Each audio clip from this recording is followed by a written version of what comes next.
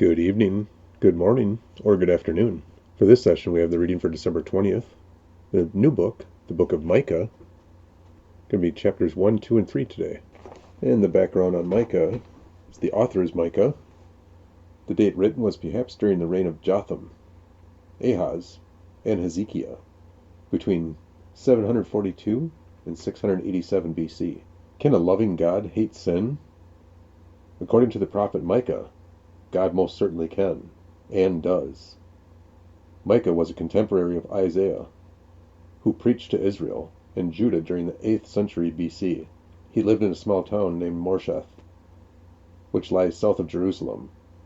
Micah denounced the oppression, pride, greed, corruption, false piety, and arrogance of the two kingdoms. He summoned the priests and leaders to appear before God and plead their case, for they were about to be judged for their wickedness. God would indeed hold everyone accountable for their actions. But Micah also made it clear that God's love never dies. Judgment comes only after we have been given many opportunities to repent. And once God's punishment has been given, he will restore his people to himself again and will forgive their sins. Daily reading plan, 20th, Micah 1, 2, and 3. Chapter 1. The Lord gave this message to Micah of Morsheth during the years when Jotham, Ahaz, and Hezekiah were kings of Judah. The visions he saw concerned both Samaria and Jerusalem. Grief over Samaria and Jerusalem. Attention, let all the people of the world listen. Let the earth and everything in it hear. The sovereign Lord is making accusations against you. The Lord speaks from his holy temple. Look, the Lord is coming. He leaves his throne in heaven and tramples the heights of the earth.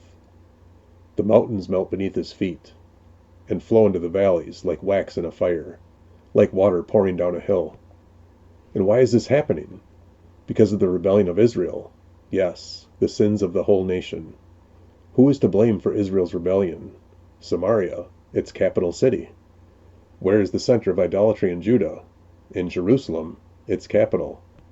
So I, the Lord, will make the city of Samaria a heap of ruins. Her streets will be plowed up for planting vineyards. I will roll the stones of her walls into the valley below, exposing her foundations. All her carved images will be smashed. All her sacred treasures will be burned. These things were bought with the money earned by her prostitution, and they will now be carried away to pay prostitutes elsewhere. Therefore, I will mount and lament. I will walk around barefoot and naked. I will howl like a jackal and moan like an owl. For my people's wound is too deep to heal.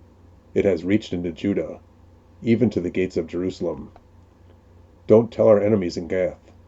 Don't weep at all. Your people in Beth Lephrah roll in the dust to show your despair. You people in Shaphir go as captives into exile, naked and ashamed. The people of Zaanan dare not come outside their walls. The people of Bethazel mourn, for their house has no support.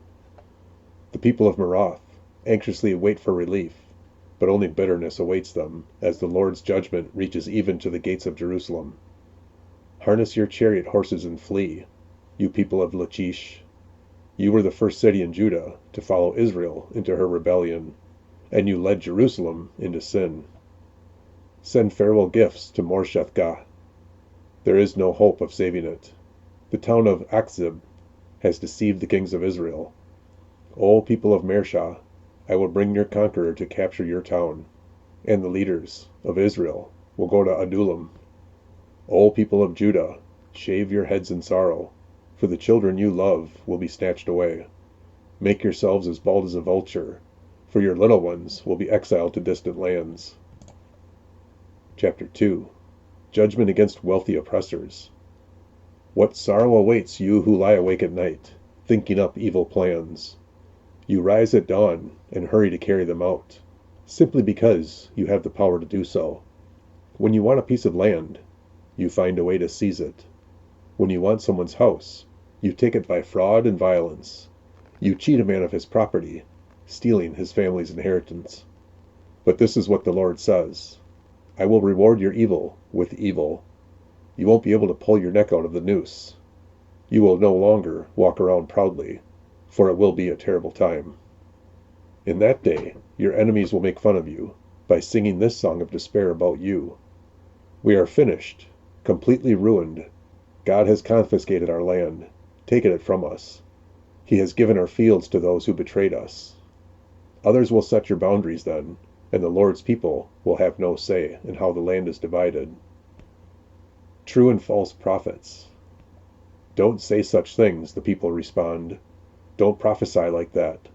Such disasters will never come our way. Should you talk that way, O family of Israel? Will the Lord's Spirit have patience with such behavior? If you would do what is right, you would find my words comforting. Yet to this very hour, my people rise against me like an enemy. You steal the shirts right off the backs of those who trusted you, making them as ragged as men returning from battle. You have evicted women from their pleasant homes, and forever stripped their children for all that God would give them. Up, be gone. This is no longer your land and home, for you have filled it with sin and ruined it completely. Suppose a prophet full of lies would say to you, I'll preach to you the joys of wine and alcohol. That's just the kind of prophet you would like. Hype for restoration. Someday, O Israel, I will gather you. I will gather the remnant who are left. I will bring you together again like sheep in a pen, like a flock in its pasture. Yes, your land will again be filled with noisy crowds. Your leader will break out and lead you out of exile, out through the gates of the enemy cities, back to your own land. The king will lead you. The Lord himself will guide you. Chapter 3. Judgment against Israel's leaders. I said, Listen, you leaders of Israel. You are supposed to know right from wrong, but you are the very ones who hate good and love evil. You skin my people alive and tear the flesh from their bones. Yes, you eat my people's flesh, strip off their skin, and break their bones. You chop them up like meat for a cooking pot. Then you beg the Lord for help in times of trouble? Do you really expect him to answer? After all the evil you have done, he won't even look at you. This is what the Lord says. You false prophets are leading my people astray. You promise peace for those who give you food, but you declare war on those who refuse to feed you. Now the night will close around you, cutting off all your visions. Darkness will cover you, putting an end to your predictions. The sun will set for your prophets, and your day will come to an end. Then your seers will be put to shame, and your fortune-tellers will be disgraced, and you will cover your faces, because there is no answer from God. But as for me, I am filled with power, with the Spirit of the Lord. I am filled with justice and strength, to boldly declare Israel's sin and rebellion. Listen to me, you leaders of Israel. You hate justice and twist all that is right. You are building Jerusalem on a foundation of murder and corruption. Your rulers make decisions based on bribes. Your priests teach God's law only for a price. Your prophets won't prophesy unless you are paid. Yet all of you claim to depend on the Lord. No harm can come to us, you say, for the Lord is here among us. Because of you, Mount Zion will be plowed like an open field. Jerusalem will be reduced to ruins. A thicket will grow on the heights where the temple now stands. That wraps up the first 3 chapters in the book of Micah. Have an incredible day, take care, and God bless.